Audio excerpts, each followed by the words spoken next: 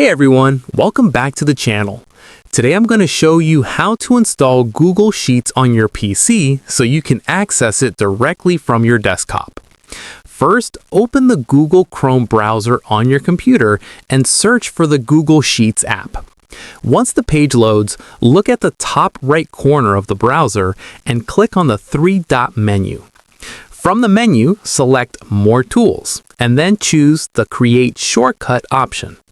A prompt will appear asking you to name your shortcut. You can give it any name you like and make sure to tick the option that says Open as Window. After that, click the Create button and the shortcut will be added to your desktop. Now you can close the browser, go to your desktop, and you'll see the new Google Sheets shortcut.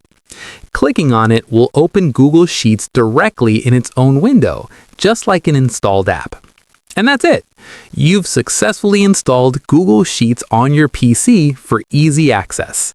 If this tutorial helped you, make sure to like the video, subscribe to the channel, and hit the bell icon so you never miss a Google Sheets tip.